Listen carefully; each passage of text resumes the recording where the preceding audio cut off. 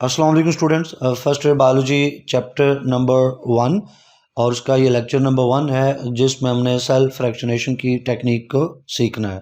Students, ये lecture federal board के students के लिए स्पेशली डिज़ाइन किया गया है, जहाँ पे जो पेपर है वो स्टूडेंट लर्निंग आउटकम्स के ऊपर बेस करता है, लेकिन बाकी बोर्ड्स के स्टूडेंट्स भी इन लेक्चर से फ़ायदा ले सकते हैं।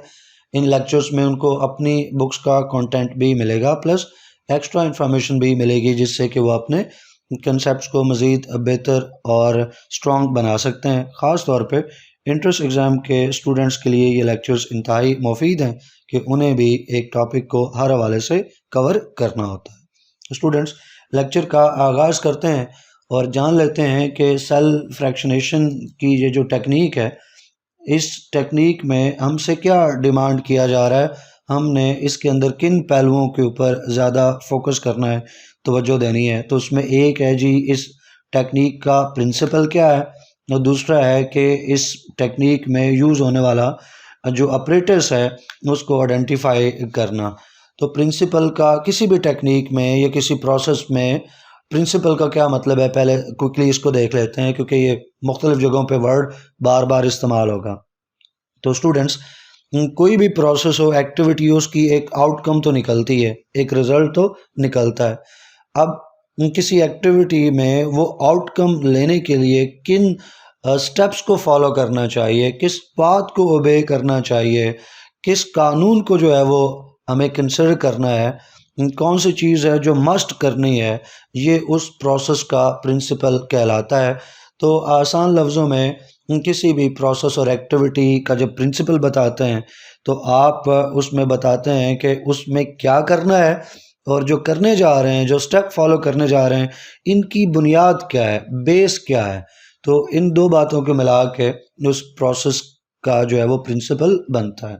और फिर ऑपरेटर्स को आइडेंटिफाई करने का मतलब है उसका नाम, काम और जो उसकी वर्किंग के जो फीचर्स हैं, जो डिफरेंट एस्पेक्ट्स हैं, उनको जो है वो अच्छी तरह से जान लेना, ताकि हमसे पूछा जाए तो हम उसको बता सकें।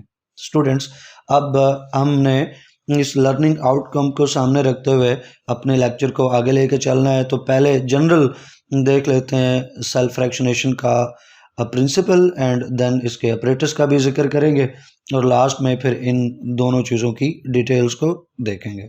तो स्टूडेंट्स, प्रिंसिपल से आगाज़ करते हैं। सेल फ्रैक्शनेशन का लफ्ज़ आपको खुद बताता है कि इसमें क्या होने जा रहा है। फ्रैक्शनेशन का वर्ड फ्रैक्शन से निकला है, जिसका मतलब है पार्ट्स। तो सेल फ्रैक्शनेशन का मतलब हुआ कि सेल के जो कंपोनेंट्स हैं, जो पार्ट्स हैं, वो बनाना, यानी बने तो पहले से होते हैं, तो फिर मतलब हुआ कि उन पार्ट्स को, उन कंपोनेंट्स को अलग अलग करना। हम सेल के कंपोनेंट्स को, पार्ट्स को अलग अलग कर सकते हैं। क्यों? हम दो बातें जानते हैं कि एक तो सेल जो है उसके कंपोनेंट्स डिफरेंट हैं, और डिफरेंट होने की पीछे वजह क्या है, डिफरेंसेस क्या है। तो वो डिफरेंट कंपोनेंट्स हैं क्योंकि उनकी डेंसिटीज़ वेरी करती हैं, उनके चार्जेस, उनके शेप्स, उनके साइजेस जो हैं वो डिफरेंट हैं। तो इन वेरिएशंस को बुनियाद बनाकर डेंसिटी, चार्ज, शेप, साइज़ वगैरह, इनमें से किसी एक फैक्टर या मल्टीपल फैक्टर्स को बुनियाद बनाकर हम सेल के डिफरेंट कंपोनेंट्स को सेपरेट कर सकते हैं। अब ऐसा करने के लिए हमें आइसोटोनिक सॉल्यूशन जो है वो इस्तेमाल करना है। आइसोटोनिक सॉल्यूशन ऐसे सॉल्यूशन को कहते हैं कि जिसकी मोलैरिटी, जिसकी कंसंट्रेशन वही हो जो सेल की, ये सेल के कंपोनेंट्स की कंसंट्रेशन है, ताकि सेल के कंपोनेंट्स जो हैं ना तो वाटर गेन करें और ना ही लूज़ करें, और जब हम उनको सेपरेट कर रहे हो तो किसी तरह का उनके स्ट्रक्चर में डैमेज ना आए, और जो स्टडी करना चाहते हैं हम, वो चीज़ प्रॉपरली स्टडी कर सकें। तो आइसोटोनिक सॉल्यूशन को इस्तेमाल करते हुए हमने सेल के कंपोनेंट्स को वेरिएशंस को सामने रखते हुए, वेरिएशंस को बुनियाद बनाते हुए सेल के कंपोनेंट्स को सेपरेट करना है। इसका मकसद होता है कि हम सेल के कंपोनेंट्स के स्ट्रक्चर को, उनकी केमिकल कंपोजिशन को या उनके फंक्शंस को स्टडी कर सकें। और अगर ये एक्टिविटी हम करते हैं जिसकी आउटकम को और बेस के ऊपर हमने देखा, तो इसको सेल फ्रैक्शनेशन का नाम देते हैं स्टूडेंट्स। और इस आउटकम को लेने के लिए जो चीज़ बुनियाद बनानी थी, वेरिएशंस, वो भी देख ली, और फिर ये कि किन स्टेप्स को फॉलो करना है वो भी जान लेते हैं। 3 स्टेप्स हैं स्टूडेंट्स सेल फ्रैक्शनेशन के लिए, यानी सेल के कंपोनेंट्स को अलग करने के लिए। पहले होमोजेनाइजेशन करनी होती है, देन फिल्ट्रेशन और लास्ट पे सेंट्रीफ्यूगेशन परफॉर्म करते हैं। तो अगर सेल फ्रैक्शनेशन अचीव करनी है तो इसके लिए कौन से स्टेप्स को फॉलो करना है वो हमने जान लिया, और इनकी बुनियाद क्या है वो भी हमने जान लिया, इसका मकसद क्या है वो भी जान लिया। तो ये 3 पॉइंट्स मिलकर collectively principle of cell fractionation है। अभी हमने इसके अंदर देखा कि इसके करने की ज़रूरत क्यों है, लेकिन इसके लिए हम अलग भी हेडिंग बना लेते हैं और उस हेडिंग के अंदर हम डिस्कस कर लेते हैं। Heading students need for cell fractionation, cell fractionation की ज़रूरत क्यों है। तो स्टूडेंट्स बायोलॉजिस्ट को अपनी ज़रूरत के मौके पे समटाइम्स एक स्पेसिफिक ऑर्गेनल को स्टडी करना है। वो सेल के बाकी चीज़ों को मिला के कलेक्टिव स्टडी नहीं कर रहे, बल्कि एक ऑर्गेनल को, जैसे प्योर राइबोसोम को स्टडी करना है, माइटोकॉन्ड्रियन को स्टडी करना है, एंडोप्लाज्मिक रेटिकुलम को स्टडी करना है। किसी एक स्पेसिफिक ऑर्गेनल को स्टडी करना है तो स्पेसिफिक ऑर्गेनल को हासिल करना पड़ेगा। तो उसके लिए उस सेल में से जिसमें वो ऑर्गेनल मौजूद है उस ऑर्गेनल को बाहर निकालना है। तो स्टूडेंट्स ये जो एक स्पेसिफिक ऑर्गेनल को स्टडी करना है, इसका मकसद हो सकता है कि हम स्पेसिफिक ऑर्गेनल के स्ट्रक्चर को स्टडी करना चाहें अंडर द इलेक्ट्रॉन माइक्रोस्कोप, उसकी कंपोजिशन को डिटरमिन करना हमारा मकसद हो सकता है, या उसके फंक्शन को मालूम करना हमारा मकसद हो सकता है। कोई भी मकसद हो स्टूडेंट्स, तो हमें इस काम के लिए करने के लिए एक प्योर सैंपल की ज़रूरत है, जिसके अंदर सिर्फ और सिर्फ वो स्पेसिफिक ऑर्गेनल जो है वही मौजूद हो जिसको हम स्टडी करना चाहते हैं। मिसाल के तौर पे राइबोसोम को स्टडी करना चाहते हैं तो हमारे पास एक ऐसा सैंपल होना चाहिए जिसमें सिर्फ और सिर्फ राइबोसोम्स ही मौजूद हों, कोई और उसमें चीज़ ना हो, ताकि उस सैंपल में से हम राइबोसोम लें और उनको स्टडी कर सकें, उनके जो भी एस्पेक्ट्स स्टडी करना चाहते हैं वो आसानी से मालूम कर सकें। तो ये है जी need for cell fractionation. Students हम जान लेते हैं कि जो 3 स्टेप्स अभी डिस्कस किए कि सेल फ्रैक्शनेशन क्या हैं, उनमें कौन कौन सा ऑपरेटर्स यूज़ होने जा रहा है। तो जो पहला स्टेप है वो होमोजेनाइजेशन है। तो मैं आपको, चूँकि हमने इन तीनों स्टेप्स की डिटेल सीखनी है, तो वहाँ पे आपको बताऊँगा कि होमोजेनाइजेशन किस तरह का प्रोसेस है, इसमें क्या करते हैं, यहाँ सिर्फ इसके नाम के साथ गुजारा करें। तो पहला स्टेप होमोजेनाइजेशन, इसके लिए जो ऑपरेटर्स यूज़ होता है उसको होमोजेनाइज़र कहते हैं।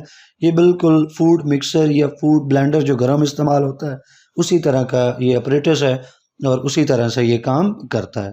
दूसरा स्टेप है फिल्ट्रेशन का, और फिल्ट्रेशन के लिए हमें एक फ़िल्टर को यूज़ करना है, और ये फ़िल्टर अल्ट्रा फ़िल्टर है, यानी इसके पोर्स का साइज़ जो है वो आलमोस्ट उतने ही होता है जितना सेल के डिफरेंट ऑर्गेनल्स का साइज़ है, ताकि वो ऑर्गेनल्स तो इस फ़िल्टर से पास कर जाएं, क्रॉस कर जाएं फ़िल्टर के पोर्स को, और उन ऑर्गेनल से बड़े साइज़ की कोई चीज़ है, सेल मेम्ब्रेन का कोई टुकड़ा है, कोई और टूटे हुए सेल का मलबा है, डेब्रिस है, तो वो क्रॉस ना कर सके। लाइक एग्जांपल है इसकी गॉस, जो एक फ़िल्टर के तौर पे एक स्पेशलाइज्ड सिंथेटिक फ़िल्टर है एक तरह का, जो इस पर्पस में हम यूज़ करते हैं। तीसरा स्टेप है सेंट्रीफ्यूगेशन, और इसके लिए जो ऑपरेटर्स यूज़ होता है वो सेंट्रीफ्यूज है।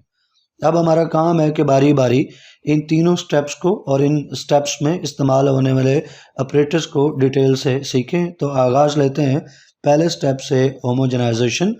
होमोजेनाइजेशन का लफ्ज़ी मतलब है एक जैसा बनाना। होमो मीन्स वन टाइप या सिमिलर, सेम।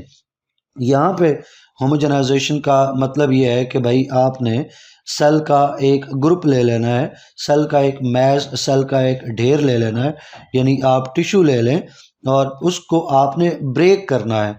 उस टिश्यू को ब्रेक करना है मतलब ज़ाहिर है अब टिश्यू जो है वो ग्रुप ऑफ सिमिलर सेल्स होता है, जिसमें सेल्स जो हैं वो आपस में जुड़े होते हैं। सेल्स के दरमियान में गैप्स ज़रूर होते हैं, स्पेसेस होती हैं, लेकिन सेल्स के दरमियान में वो जो गैप्स हैं वहाँ ऐसा मटेरियल पाया जाता है जो सेल्स को होल्ड किए हुए है, सेल्स को जोड़े हुए है, जिसको हम सीमेंटिंग या कनेक्टिंग या होल्डिंग मटेरियल कह सकते हैं।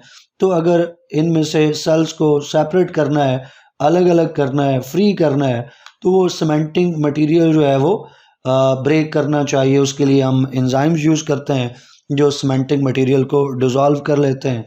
और दूसरा ये है कि जब इसको क्रश करते हैं इस मैसा सेल को ब्लेंडर में या होमोजेनाइज़र में, तो क्या होता है कि सेल जो हैं जुड़े रहते हुए भी रप्चर हो जाते हैं, ब्रेक हो जाते हैं और सेल का कंपोनेंट जो है वो रिलीज हो जाते हैं।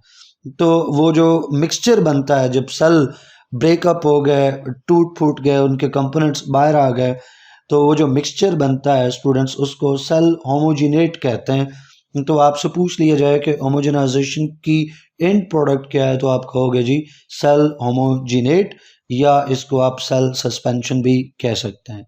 स्टूडेंट्स, ये काम किया जाता है एक सूटेबल मीडियम में, और जैसा आपको बताया अभी इस सूटेबल मीडियम के तमाम फीचर्स को हम देखेंगे, लेकिन ऊपर हम जिक्र कर चुके कि आइसोटोनिक होना चाहिए। और इस सूटेबल मीडियम आइसोटोनिक मीडियम में हम मैस ऑफ सेल को ग्राइंड करते हैं ताकि उसके डिफरेंट कंपोनेंट्स जो हैं वो रिलीज हो जाएं। अब डिफाइन कर लिया हमने, जान लिया कि सेल होमोजेनाइजेशन क्या है और इसके एंड पे हमें क्या मिल रहा है, सेल होमोजिनेट। अब इसका प्रोसीजर क्या है, ये करेंगे कैसे? इसके लिए स्टेप नंबर 1 है स्टूडेंट्स, आपको एक सैंपल टिश्यू लेना है जिसके अंदर वो कंटेंट जो स्टडी करना चाहते हो वो मौजूद हो। मिसाल के तौर पे आप क्लोरोप्लास्ट स्टडी करना चाहते हैं ना, क्लोरोप्लास्ट जो कि फोटोसिंथेसिस में शामिल एक ये फोटोसिंथेसिस के लिए रिस्पॉन्सिबल एक ऑर्गेनल है। तो स्टूडेंट्स, क्लोरोप्लास्ट को सेपरेट करने के लिए आप रूट सेल्स तो नहीं लेंगे ना, उनका सैंपल तो नहीं लेंगे, क्योंकि रूट्स अंडरग्राउंड होती हैं, वहाँ लाइट पहुँचती नहीं है, उन सेल्स में क्लोरोप्लास्ट होता नहीं है, तो वो तो नहीं लेंगे।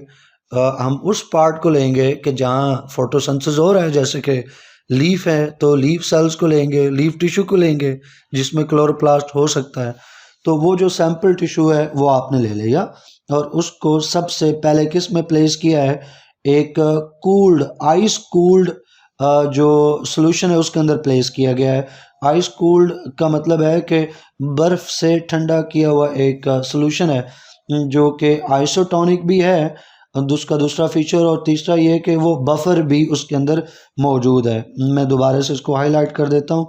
उस सॉल्यूशन में जिसमें हम ये होमोजेनाइजेशन करने जा रहे हैं, पहले स्टेप में क्या करना है कि हमें वो सॉल्यूशन आइस कूल्ड करना है, देन उसको आइसोटोनिक बनाना है और उसके अंदर एक बफर जो है वो ऐड करना है। आइसोटोनिक का आपको बता चुका कि उसकी कंपोजिशन जो कंसंट्रेशन है सॉल्यूशन की वही होनी चाहिए जो सेल के कंपोनेंट्स की कंसंट्रेशन है। आइस कूल्ड करने का ये ठंडा बनाना मतलब है आइस को इस्तेमाल करते हुए। और बफर सॉल्यूशन एक ऐसे सॉल्यूशन को कहते हैं जो पीएच को चेंज नहीं होने देता। तो हम ये जो सॉल्यूशन जिसमें होमोजेनाइजेशन करेंगे उसमें एक बफर सॉल्यूशन भी ऐड कर देंगे। बफर सॉल्यूशन क्या करेगा, ये बफर क्या करेगा, जब सेल रप्चर होगा, ब्रेक होगा, तो सेल के डिफरेंट कंपोनेंट्स रिलीज होंगे, तो उनकी पीएच को चेंज नहीं होने देगा ताकि सेल की प्रोटीन्स किसी तरह से डीनेचर ना हो, महफूज रहें। तो ये 3 फीचर्स होने चाहिए और हर एक का मकसद क्या है, आइस कूल्ड होने का क्या एडवांटेज है, आइसोटोनिक का क्या है, बफर का क्या है, अलग अलग भी आपको बता देता हूँ। ऐसा इसलिए करना चाहिए, आइस कूल्ड क्या करेगा कि एंजाइम की एक्टिविटी को जो है वो रिड्यूस कर देगा, क्योंकि आप जानते हो एंजाइम सेल के अंदर मुख्तलिफ एंजाइम्स हैं जो काम कर रहे होते हैं। तो जब सेल रप्चर होगा, ब्रेक होगा, तो एंजाइम सेल के कंपोनेंट्स को डैमेज कर सकते हैं। तो ज़रूरी है कि जो मेटाबॉलिक एक्टिविटी चल रही थी, जो एंजाइमेटिक एक्टिविटी चल रही थी, उसको रिड्यूस किया जाए, ज़ीरो किया जाए। तो उसके लिए आइस कूल्ड सॉल्यूशन होना चाहिए ताकि टेम्परेचर बहुत लो होगा, काइनेटिक एनर्जी बहुत डिक्रीज़ हो जाएगी और एंजाइम टेक्निकली जो है वो एक तरह से वो जो उनकी एक्टिविटी है वो रुक जाएगी, स्टॉप हो जाएगी। इससे हमारे ऑर्गेनल्स महफूज रहेंगे। आइसोटोनिक जो फीचर है उससे क्या फ़ायदा मिलेगा, उससे फ़ायदा ये मिलेगा कि जो सेल्स हैं ना तो वो वाटर लूज़ करेंगे ना वो वाटर गेन करेंगे। तो इस तरह डिहाइड्रेशन या वाटर गेन करके रप्चरिंग से वो महफूज रहेंगे। और ये सॉल्यूशन बफर्ड होना चाहिए, यानी इसमें एक बफर भी ऐड करना है ताकि जो ये ओवरऑल सोल्यूशन है उसमें बफर इसलिए ऐड करना है कि पीएच जो है वो चेंज ना हो, और पीएच चेंज ना हो तो इससे डीनेचुरेशन जो है ऑर्गेनल्स की और ऑर्गेनल प्रोटीन्स की उसको प्रिवेंट किया जा सके। तो बफर्ड इसलिए ये होना चाहिए ताकि हम डीनेचुरेशन ऑफ ऑर्गेनल प्रोटीन्स को प्रिवेंट कर सकें by the change of pH. तो यहाँ पे जो बफर है उस बफर रोकेगा पीएच चेंज को, ताकि डीनेचुरेशन ऑफ ऑर्गेनल प्रोटीन्स जो है उसको रोका जा सके, प्रिवेंट किया जा सके। तो ये तो पहला स्टेप है कि आप ऐसा कर लें, और उसके बाद आप होमोजेनाइजेशन जो है ब्लेंडर के अंदर या होमोजेनाइज़र के अंदर वो शुरू करें। तो स्टेप 2 के अंदर क्या करते हैं कि जो टिश्यू कंटेनिंग सॉल्यूशन है जिसमें ऊपर वाले फीचर्स मौजूद हैं उसको होमोजेनाइज किया जाता है यूजिंग होमोजेनाइज़र, यानी उसको ग्राइंड किया जाएगा, ब्लेंड किया जाएगा। तो होमोजेनाइज़र एक ब्लेंडर लाइक मशीन है जो ग्राइंड करेगी सेल्स को, और इससे सेल्स की जो प्लाज्मा मेम्ब्रेन है, उनकी बाहर वाली मेम्ब्रेन है वो रप्चर हो जाएगी, ब्रेक हो जाएगी, सेल ऑर्गेनल सेल कंपोनेंट्स जो हैं वो सॉल्यूशन में रिलीज़ हो जाएंगे, और इस तरह से जो हमें एक मिक्सचर मिलेगा उसको सेल होमोजेनेट का नाम देंगे। यहाँ साइड पे वो ब्लेंडर जो है या होमोजेनाइज़र आपको शो करवाया गया है। तो इसी तरह की ये एक मशीन होती है। स्टूडेंट्स, जैसे मैंने ऊपर भी आपको बताया कि जब सेल्स जो हैं टिश्यू के अंदर वो आपस में सीमेंटिंग मटेरियल से या कनेक्टिंग मटेरियल से जुड़े होते हैं, तो समटाइम्स सेल को सेपरेट करने के लिए हमें वो सीमेंटिंग मटेरियल डिज़ोल्व करना है, ब्रेक करना है, तो उसके लिए हम कुछ एंजाइम्स जो हैं वो पहले इस्तेमाल कर लेते हैं आइस कूल्ड सॉल्यूशन में डालने से पहले, क्योंकि आइस कूल्ड सॉल्यूशन में जब उस सारे कंटेंट को रखेंगे तो वहाँ तो एंजाइम काम नहीं करेगा। तो हम पहले एंजाइम की मदद से जो है वो सीमेंटिंग मटेरियल को डिज़ोल्व करवा लेते हैं ताकि सेल्स जो हैं वो अलग अलग हो जाएं, और फिर उस कंटेंट को आइस कूल्ड सॉल्यूशन के अंदर रखते हैं जो बफर्ड भी होता है और आइसोटोनिक भी होता है। तो ये फीचर भी आपको ज़हन में रखना है। इसकी एक एग्जांपल भी है, लाइक अगर आप प्लांट कंटेंट इस्तेमाल कर रहे हैं, प्लांट टिश्यू इस्तेमाल कर रहे हैं, तो वहाँ सेल्स को मिडल लैमेला जो है वो होल्ड किए हुए है। तो मिडल लैमेला को ब्रेक करना है, डिज़ोल्व करना है ताकि प्लांट सेल्स फ्री हो सकें। तो इसके लिए आप एक एंजाइम यूज़ करते हो पैक्टिनेज, जो इस पर्पस के लिए यूज़ होता है। तो एग्जांपल के तौर पे आप इसको कोट कर सकते हैं ज़रूरत पड़ने पर। तो ये था स्टूडेंट्स पहला स्टेप, जो कि क्या कहलाता है होमोजेनाइजेशन, और इसके एंड पे हमें सेल होमोजेनेट मिलता है। अब आपको एक फिगर की मदद से भी ये चीज़ आपको दिखाना चाहता हूँ मैं। यहाँ पे आप वही चीज़ देख सकते हैं जो आपको बताया। ये एक कंटेनर है टेस्ट ट्यूब लाइक, इसमें वो हमारा टिश्यू या सेल सैंपल मौजूद है, और ये जो सॉल्यूशन जिसके अंदर ये रखा है ये कूल्ड है, आइसोटोनिक है, बफर्ड है, और मैं बता चुका कि ऐसा क्यों होना चाहिए। फिर होमोजेनाइज़र के अंदर स्टूडेंट्स हम इसकी होमोजेनाइजेशन करेंगे, ब्लेंड करेंगे, और अल्टीमेटली हमें क्या मिलेगा, एक सेल होमोजेनेट मिलेगा जो यहाँ पे भी है, और इसको दोबारा से एक टेस्ट ट्यूब के अंदर या एक ख़ास तरह के कंटेनर के अंदर हम डाल के उसकी फ़िल्ट्रेशन जो है वो कर सकते हैं। तो अब हम बढ़ते हैं फ़िल्ट्रेशन की तरफ और जान लेते हैं स्टूडेंट्स के फ़िल्ट्रेशन किस तरह का प्रोसेस है, उसमें क्या यूज़ होगा और क्या मिलेगा और क्या नहीं मिलेगा। तो स्टूडेंट्स, जो अभी ऊपर हमें सेल होमोजेनेट मिला है उसके अंदर होमोजेनाइज्ड सेल्स मौजूद हैं, यानी ऐसे सेल्स जो ब्रेक हो चुके, रप्चर हो चुके, जिनके ऑर्गेनल्स, जिनका कंटेंट रिलीज़ हो चुका, अब उनको गाज की मदद से फ़िल्टर करना है। इसका मकसद क्या है कि जो डेब्रिस है, सेल डेब्रिस, उसको अलग किया जा सके, सेपरेट किया जा सके। डेब्रिस का मतलब है कि जो बिल्डिंग वगैरह कोई ऐसी चीज़ गिरती है तो स्टूडेंट उसका जो मलबा वगैरह होता है उसको डेब्रिस कहते हैं, जो कि फजूल तरह की चीज़ है, इररेलेवेंट है, वो रिक्वायर्ड नहीं है। तो ज़ाहिर है आपने टिश्यू को, सेल्स को ब्रेक किया तो साफ वहाँ पे सेल मेम्ब्रेन्स के टुकड़े हुए होंगे, सीमेंटिंग मटेरियल जो है वो भी ब्रेक होकर डिज़ोल्व होकर उधर होगा, तो डिफरेंट तरह का डेब्रिस भी होगा। तो डेब्रिस से सेल ऑर्गेनल्स को सेपरेट करना है, तो इसके लिए हमें ये फ़िल्ट्रेशन करना है। तो स्टूडेंट्स, ये ज़रूरी भी नहीं है कि सारे सेल्स जो हैं वो ब्रेक हों, कुछ सेल्स जो हैं वो अनब्रोकन भी हो सकते हैं। तो अनब्रोकन सेल्स को भी सेपरेट करना है तो फ़िल्ट्रेशन करेंगे, जिससे कि डेब्रिस जारी बात है लार्जर साइज़ को होगा, वो फ़िल्टर को क्रॉस नहीं कर सकेगा, फिल्टर पोर्स को, वो ऊपर रह जाएगा। और जो ऑर्गेनल्स हैं वो बहुत छोटे हैं, डेब्रिस से वो जो पोर्स ऑफ द फिल्टर हैं उससे क्रॉस कर जाएंगे और एंड पे जो हमें सोल्यूशन मिलेगा उस सोल्यूशन के अंदर सारे के सारे ऑर्गेनल्स मौजूद होंगे और बाकी जो फजूल का कंटेंट था, अनरिक्वायर्ड कंटेंट था, वो फिल्टर के ऊपर ही रह गया। अब इसी चीज़ को जाकर हम डायग्राम में भी देख लेते हैं स्टूडेंट्स। यहाँ पे आप देख सकते हो कि जो हमें सेल होमोजेनेट मिला, अब उसको हम फिल्टर करने जा रहे हैं एक फिल्टर गाज की मदद से। तो जो डेब्रिस है, जो लार्ज साइज कंपोनेंट है, वो ऊपर रह जाएगा और जो नीचे हमें सॉल्यूशन मिलेगा उस सॉल्यूशन के अंदर, उसको आप सॉल्यूशन को फिल्ट्रेट कह सकते हो। फिल्ट्रेशन का जो रिजल्ट होता है, जो हम निकालना चाहते हैं पोर से, उसको फिल्ट्रेट कहते हैं। तो वो फिल्ट्रेट मिल गया और उस फिल्ट्रेट के अंदर सारे के सारे ऑर्गेनल जो हैं वो मौजूद हैं। अब ये दूसरे स्टेप के एंड के ऊपर हमें फिल्ट्रेट मिला जिसके अंदर मिक्सचर ऑफ ऑर्गेनल्स जो है वो मौजूद हैं और अब हमने इन ऑर्गेनल्स को एक दूसरे से अलग करना है और इसके लिए हमें तीसरा स्टेप जो है वो फॉलो करना है जिसको सेंट्रीफ्यूगेशन कहते हैं। स्टूडेंट्स पहले सेंट्रीफ्यूगेशन को डिफ़ाइन कर लेते हैं। सेंट्रीफ्यूगेशन को डिफ़ाइन करें तो सेंट्रीफ्यूगेशन एक ऐसा प्रोसेस है स्टूडेंट्स जो कि एक मिक्सचर के जो डिफरेंट सब्सटेंसेस हैं उनको सेपरेट करता है। किस बुनियाद पे? Based on their sizes and densities.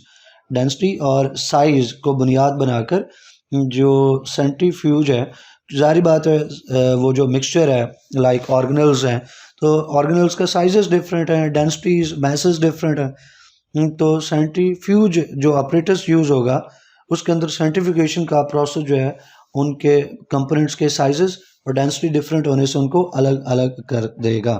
और इसके पीछे जो वर्किंग फोर्स है वो सेंट्रीफ्यूगल फोर्स है, क्योंकि सेंट्रीफ्यूज के अंदर एक टेस्ट ट्यूब से मिलती जुलती ट्यूब्स के अंदर वो कंटेंट जो है वो डाल के स्पिन किया जाता है। जब स्पिन किया जाता है तो वो जो कंटेंट है यानी ऑर्गेनल्स हैं उसके ऊपर सेंट्रीफ्यूगल फोर्स अप्लाई होगी जो उनको उनके साइजेस और डेंसिटीज़ की बुनियाद पर डिफरेंट लेयर्स में डिवाइड कर देगी। जो भारी हैं वो अलग हो जाएंगे, जो हल्के हैं वो अलग हो जाएंगे। तो चूंकि इसमें मेन जो वर्किंग फोर्स है सेंट्रीफ्यूगल फोर्स है, यही वजह है कि इस ऑपरेटर्स को सेंट्रीफ्यूज कहते हैं और इस प्रोसेस को सेंट्रीफ्यूगेशन का नाम दिया जाता है। स्टूडेंट्स अभी हाल ही में आप जानते हैं कि डॉक्टर अब्दुल कदीर उनकी वफ़ात हुई है। तो जो पाकिस्तान का एटॉमिक बॉम्ब बनाने का जो प्रोग्राम था, जो एटॉमिक पावर ऑब्टेन करने की जो सलाहियत थी, उसमें डॉक्टर अब्दुल कदीर ख़ान का जहाँ मुख्तलिफ़ तरह का रोल रहा है, उसमें सबसे बड़ी जो उनकी कंट्रीब्यूशन थी वो सेंट्रीफ्यूज बनाने की थी कि वहाँ पे भी यूरेनियम जो एक रेडियो एक्टिव एलिमेंट है, मेटल है, जिससे कि वो एटॉमिक बॉम्ब बनाना था, तो उसको कंसंट्रेट करना था, यूरेनियम को उसको गाढ़ा करना था। उस यूँ कह लें कि उस यूरेनियम में से जो अनरिक्वायर्ड चीज़ें उनको अलग करके प्योर यूरेनियम लेना था। तो उसके लिए भी जो मशीन यूज़ होती है उसको सेंट्रीफ्यूज ही कहते हैं। तो मैंने कहा चलें आपको एक मिलती जुलती इंफॉर्मेशन भी जनरल नॉलेज की दे दूं। आगे बढ़ते हैं स्टूडेंट्स। सेंट्रीफ्यूगेशन को डिफ़ाइन करने के बाद अब सेंट्रीफ्यूज, ये सेंट्रीफ्यूगेशन का जो प्रिंसिपल है थोड़ा उसको जान लेते हैं, उस पर बात कर लेते हैं। तो इसमें क्या किया जाता है कि वो जो कंटेंट है फिल्ट्रेट जिसमें ऑर्गेनल्स मौजूद हैं और उसको टेस्ट ट्यूब से मिलती जुलती ट्यूब्स में रखा जाता है, फिर उनको सेंट्रीफ्यूज में स्पिन किया जाता है। जब स्पिन करेंगे तो एक सेंट्रीफ्यूगल या स्पिनिंग फोर्स उन कंटेंट पे लगेगी। उन कंटेंट के चूँकि साइजेस डेंसिटीज़ वेरी करती हैं, लिहाजा उस सेंट्रीफ्यूगल फोर्स लगने की बुनियाद पे वो कंपोनेंट्स में वो अलग हो जाएंगे। जो उसमें हैवियर हैं वो एक अलग लेयर में चले जाएंगे और जो लाइटर हैं वो एक अलग लेयर में चले जाएंगे। स्टूडेंट्स ये जो सेंट्रीफ्यूगेशन का प्रोसेस है इसको दो तरीक़ों से आम तौर पे कैरी आउट किया जाता है। तो तीसरी हेडिंग हमारी जो है वो types of centrifugation. Types of centrifugation में जैसे मैंने कहा कि दो तरीके आमतौर पे हम लेते हैं, एक डेंसिटी ग्रेडियंट सेंट्रीफ्यूगेशन है और एक जो है वो डिफरेंशियल सेंट्रीफ्यूगेशन है। हम बारी बारी दोनों पे बात करते हैं। पहले density gradient centrifugation. Students, density gradient centrifugation का नाम ही बताता है कि ये जो टाइप है, ये जो मेथड है सेंट्रीफ्यूगेशन का, ये डिफरेंट डेंसिटीज के ऊपर बेस करता है। ग्रेडियंट का मतलब होता है डिफरेंट होना। जैसे स्टूडेंट्स के ग्रेडिंग सिस्टम होता है ना स्टूडेंट्स का, के स्टूडेंट्स के डिफरेंट ग्रेड्स दे दिए जाते हैं उनको उनके डिफरेंट मार्क्स की वजह से। तो ग्रेड्स या ग्रेडियंट का लफ्जी मतलब ही डिफरेंट होना है, और डेंसिटी ग्रेडियंट का मतलब है कि आपने डेंसिटी के डिफरेंसेस जो हैं वो क्रिएट कर देने। जैसे कि यहाँ साइड पे आप फिगर के अंदर देख सकते हैं कि ये एक सॉल्यूशन आपको मिल रहा है जिसके अंदर के डिफरेंट जगहों पे डिफरेंट डेंसिटी जो है मौजूद है। टॉप पे आप देख सकते हो 1.1 ग्राम पर ml, फिर 1.15 ग्राम पर ml, 1.20 ग्राम पर ml एंड सो ऑन। तो डिफरेंट लेवल्स के ऊपर क्या है कि जो डेंसिटी है सॉल्यूशन की वो डिफरेंट है, जो उसकी कंसंट्रेशन है वो डिफरेंट मेंटेन की गई है। तो कंसंट्रेशन जब डिफरेंट मेंटेन की गई है सॉल्यूशन में तो ऑटोमेटिकली डेंसिटी इसकी डिफरेंट है। और क्या होगा कि जो सेल के कंपोनेंट्स हैं, जब इस के अंदर उन ऑर्गेनल्स को हम प्लेस करेंगे या उस मिक्सचर को प्लेस करेंगे जिसमें वो ऑर्गेनल्स मौजूद हैं, तो वो ऑर्गेनल्स अपनी अपनी डेंसिटी के हिसाब से ऑर्गेनाइज हो जाएंगे। मिसाल के तौर पे अगर किसी ऑर्गेनल की डेंसिटी जो है वो यहाँ पे मैच करती है तो वो इस लेयर में आ जाएगा। जिन जिन ऑर्गेनल्स की डेंसिटी सेकंड लेयर के साथ मैच करती है तो इसमें वो अरेंज हो जाएंगे, यहाँ पे जमा हो जाएंगे। जिन ऑर्गेनल्स की कंपोनेंट्स की डेंसिटी यहाँ पे मैचिंग है, इनसे मिलती जुलती है, तो वो यहाँ पे जमा हो जाएंगे एंड सो ऑन। तो जब उस मिक्सचर को इस डेंसिटी ग्रेडियंट वाले सॉल्यूशन में प्लेस करके स्पिन करेंगे तो स्टूडेंट्स अकॉर्डिंगली जो सेल के ऑर्गेनल्स हैं वो सेपरेट हो जाएंगे। अब इन्हीं सारी चीज़ों को नोट्स में देखते हैं। तो जो सेल के कंपोनेंट्स हैं उनकी डिफरेंट डेंसिटीज़ हैं, उनको डिफरेंट लेयर्स में सेपरेट कर लिया जाता है। इस टेक्निक में, इस मेथड में सेल के ऑर्गेनल्स जो हैं वो डिफरेंट लेयर्स में अरेंज हो जाते हैं। उन लेयर्स को आप सेडिमेंट्स भी कह सकते हो।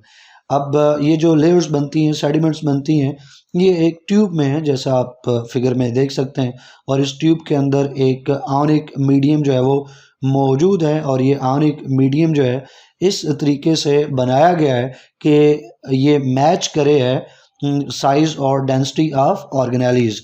जो डिफरेंट ऑर्गेनेलीज हैं उनकी डिफरेंट डेंसिटीज़ हैं, उनको जानते हुए समझते हुए ये जो सॉल्यूशन है, ये जो मीडियम है, ये डिज़ाइन किया गया है। इसमें डिफरेंट लेयर्स, ये जो ग्रेडियंट जो सेट किया गया है, ये इस चीज़ को मद्देनज़र रखते हुए सेट किया गया है कि भाई कुछ ऑर्गेनल्स जो हैं वो उनकी डेंसिटी यहाँ पे मैच कर जानी चाहिए, कुछ की डेंसिटी यहाँ पे मैच कर जानी चाहिए। डिफरेंट लेयर्स में डिफरेंट ऑर्गेनल्स की डेंसिटी मैच करेगी और वो अपनी अपनी लेयर या अपनी अपनी डेंसिटी के हिसाब से डिफरेंट लेयर्स में अरेंज हो जाएंगे।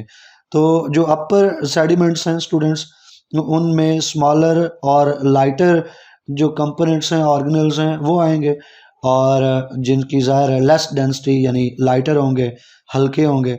और जो नीचे वाली सेडिमेंट्स हैं, नीचे वाली लेयर्स हैं, उसमें लार्जर और हैवियर जो कंपोनेंट्स हैं सेल के वो आएंगे। लाइक सेल का एक बड़ा और हैवी कंपोनेंट जो है वो सेल का न्यूक्लियस है, देन माइटोकॉन्ड्रिया और क्लोरोप्लास्ट वगैरह है। ख़ासतौर पे दूसरे नंबर पे क्लोरोप्लास्ट आता है अगर मौजूद हो तो जो नीचे वाली लेयर है इसमें, ये नीचे वाली लेयर्स में आपको न्यूक्लियाई मिलेंगे, आपको क्लोरोप्लास्ट मिलेंगे, इसमें आपको नीचे वाली लेयर में माइटोकॉन्ड्रिया मिलेंगे।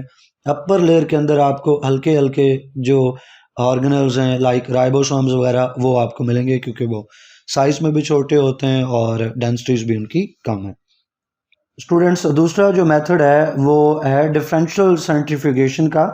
और डिफरेंशियल सेंट्रीफ्यूगेशन जो है ये बेस करता है जो ऑर्गेनल्स हैं, पार्टिकल्स हैं, उनके साइज और शेप के ऊपर। यहाँ क्या किया जाता है कि जो सेल कंपोनेंट्स हैं, सेल कंटेंट है, जो फिल्ट्रेशन के नतीजे में हासिल हुआ, उसको डिफरेंट स्पीड्स के ऊपर जो है वो स्पिन किया जाता है सेंट्रीफ्यूज के अंदर।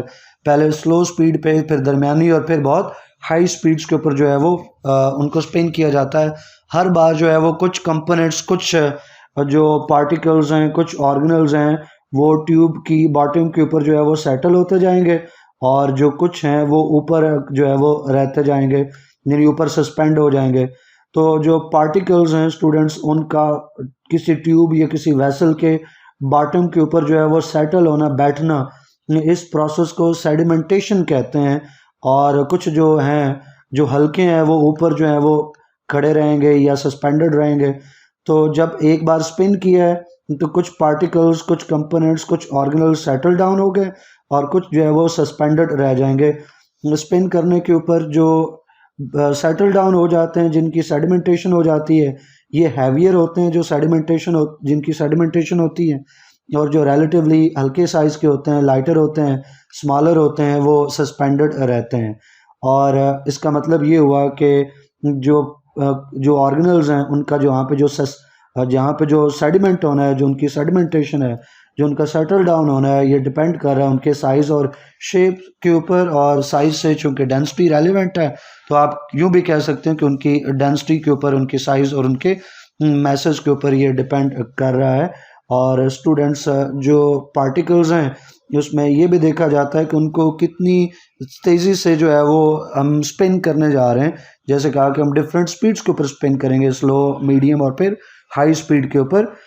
तो एक तो हो गया उनका साइज़, शेप और डेंसिटीज जो सेडिमेंटेशन रेट को डिटरमिन करेगी, और दूसरा फैक्टर हो गया स्पिनिंग स्पीड जिस पे हम उनको स्पिन करने जा रहे हैं। स्टूडेंट, इस प्रोसेस को समझते हैं हम।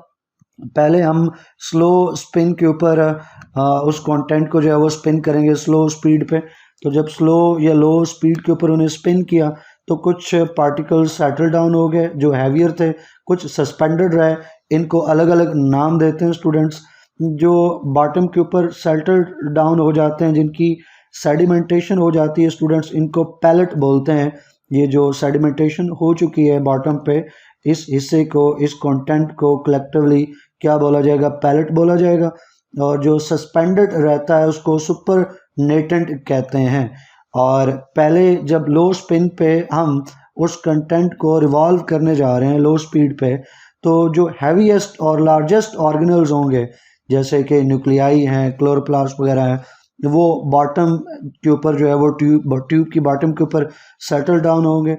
और ये जो सेडिमेंटेशन हो गई, जो सेडिमेंट हमें मिल गया, कंटेंट हमें बॉटम पे मिल गया, इसको पैलेट का नाम दिया जाता है। और स्टूडेंट्स, जो पार्ट जो है उसका रुका रहा, rest of the organelle stay suspended in the solution above the pellet, और उनको हम नाम देते हैं सुपरनेटेंट का। सुपरनेटेंट वो है जो सस्पेंडेड, और पैलेट वो है जो सेडिमेंटेशन होगी, जिसकी जो बॉटम के ऊपर सेटल डाउन हो गया। तो अब इसको यहाँ पे मैं रोक कर आपको फिगर की तरफ लेके चलता हूँ ताकि ये चीज़ एक्सप्लेन की जा सके। वो फिल्टर कंटेंट है, उसको सेंट्रीफ्यूज करेंगे स्टूडेंट्स। पहले स्लो स्पीड के ऊपर हमने उसको सेंट्रीफ्यूज किया, उसका नतीजा क्या निकला कि हमें कुछ कंटेंट बॉटम के ऊपर मिल गया, पैलेट जिसमें न्यूक्लियस वगैरह है, और कुछ ऊपर जो वाला कंटेंट जो है वो सुपरनेटेंट है। वो जो सुपरनेटेंट है उसको रिमूव करेंगे सुपरनेटेंट को, और उसको एक नई ट्यूब में डालेंगे। नई ट्यूब में डाल के क्या करेंगे? अब नई ट्यूब में डाल के उसको पहले से ज़्यादा स्पीड के ऊपर जो है वो हम स्पिन करेंगे। पहले से ज़्यादा स्पीड के ऊपर स्पिन करेंगे, फिर हमें सुपरनेटेंट और पैलेट मिलेगा। जब पहले से ज़्यादा स्पीड के ऊपर हमने उसको स्पिन किया तो फिर हमें पैलेट मिला। इस अब की बार माइटोकॉन्ड्रिया हो गए, उसमें क्लोरोप्लास्ट वगैरह होंगे, ये अलग हो जाएंगे, और अब की बार फिर जो सुपरनेटेंट है उसको अलग कर लेंगे। ये सुपरनेटेंट को अलग करके दोबारा से एक नई ट्यूब में डालेंगे, और अब की बार पहले से भी ज़्यादा स्पीड के ऊपर उसको हम स्पिन करेंगे। फिर हमें पैलेट और सुपरनेटेंट मिलेगा। अब की बार पैलेट में लाइसोसोम्स वगैरह हो सकते हैं, और जो सुपरनेटेंट है उसको निकाल के पहले से भी ज़्यादा, बहुत ही ज़्यादा स्पीड के ऊपर हम उसको स्पिन करेंगे। और अब की बार जो है हमारे सुपरनेटेंट में ऐसा कोई ऑर्गेनल नहीं होगा, वो ऑर्गेनल फ्री होगा, और लास्ट के ऊपर सबसे जो हल्का ऑर्गेनल है वो हमें मिल रहा है, और सबसे हल्के हल्के ऑर्गेनेल्स के अंदर राइबोसोम और एंडोप्लाज्मिक रेटिकुलम वगैरह ये बिल्कुल लास्ट के ऊपर, स्पेशली राइबोसोम जो है वो हमें लास्ट के ऊपर मिलता है। यहाँ से एक और कंसेप्ट आपको मिल गया कि जो स्पीड है स्टूडेंट स्पिन की या जो स्पिनिंग है वो जितनी ज़्यादा होगी, जितना ज़्यादा आप स्पीड के ऊपर उसको आप स्पिन करोगे तो उतने ही जो छोटे पार्टिकल्स हैं, स्मॉल इन साइज हैं, वो बॉटम के ऊपर जो है वो आकर सेटल होंगे। देखें तो हमने इसको डिफ्रेंशिएट किया ना बारी बारी, ऐसा नहीं एक बारी लंबी सी स्पीड हमने लगा ली, बहुत ही ज़्यादा स्पीड के ऊपर एक ही बार स्पिन करेंगे तो सारे के सारे ऑर्गेनल्स हल्के फुल्के भारी सारे के सारे बॉटम के ऊपर जो है वो सेटल डाउन हो जाएंगे। तो हम क्या करते हैं, आहिस्ता आहिस्ता अपनी रफ्तार बढ़ाते हैं। पहले स्लो स्पीड पे भारियों को अलग कर लिया, फिर उस थोड़ी स्पीड बढ़ा के और जो भारी हैं जो हैवियर है उनको अलग कर लिया, फिर थोड़ी और स्पीड बढ़ाई और उससे जो हैवियर हैं वो उनको अलग कर लिया, और हाईएस्ट स्पीड के ऊपर या ग्रेटेस्ट स्पीड के ऊपर स्पिन के ऊपर हमें जो स्मॉलेस्ट या लाइटेस्ट ऑर्गेनल्स हैं वो लास्ट के ऊपर सेटल डाउन हुए हुए जो हमें मिलते हैं। अब यही सारी बातें अब हम स्टूडेंट्स नोट्स में जाके देख लेते हैं जो आपको एक्सप्लेन किए। तो स्टूडेंट्स अब जैसे मैंने कहा कि मीडियम स्पिन पे करेंगे तो एक बार फिर हमें सुपरनेटेंट और जो है वो पैलेट जो है वो मिलेगा। पैलेट को अलग और सुपरनेटेंट को अलग कर लेंगे। सुपरनेटेंट को हम दोबारा से एक नई ट्यूब के अंदर जो है वो डालेंगे और पहले से भी ज़्यादा जो फास्ट स्पीड है उसके ऊपर हम स्पिन करेंगे, और अब की बार फिर हमें सुपरनेटेंट और पैलेट मिलेगा। पैलेट को अलग, सुपरनेटेंट को अलग, सुपरनेटेंट को एक फिर से एक नई ट्यूब में डालेंगे और दोबारा से पहले से ज़्यादा स्पीड के ऊपर हम उसको स्पिन करेंगे, और अल्टीमेटली इस तरह स्टेप बाय स्टेप हम अपने जो डिज़ायर्ड ऑर्गेनल्स हैं उनको हासिल कर लेंगे, या मिक्सचर में से सारे ऑर्गेनल्स को सेपरेट कर लेंगे, या अपना डिज़ायर्ड ऑर्गेनल जो है वो हम ऑब्टेन कर लेंगे। तो हर बार जो न्यू पैलेट बन रहा है, हर बार न्यू पैलेट में हमें हल्के से हल्का जो है वो ऑर्गेनल मिल रहा है, लाइटर से लाइटर ऑर्गेनल मिल रहा है, और जो लाइटेस्ट ऑर्गेनल है या स्मॉलेस्ट ऑर्गेनल है वो बिल्कुल लास्ट के ऊपर हमें ग्रेटेस्ट स्पीड के ऊपर मिलता है।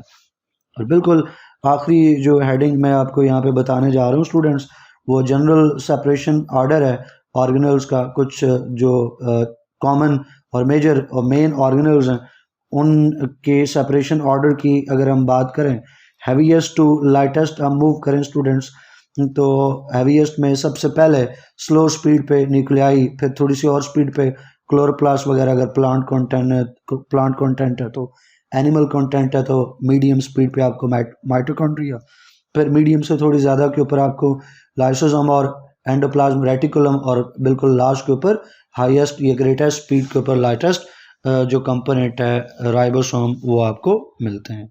आई होप के हर हवाले से ये आपका टॉपिक जो है क्लियर हुआ होगा। तमाम कन्फ्यूजन्स और जो क्वेश्चंस हैं वो आपके हल हो चुके होंगे। फिर भी कोई क्यूरी आपकी हो, आपके माइंड में कोई क्वेश्चन आ रहा हो तो वो आप कमेंट सेक्शन में पूछ सकते हैं। आप हमसे व्हाट्सएप के ऊपर रब्ता कर सकते हैं। अपना ख्याल रखिएगा। इंशाल्लाह नेक्स्ट वीडियो में नेक्स्ट टॉपिक पढ़ेंगे। टिल देन अल्लाह हाफिज़।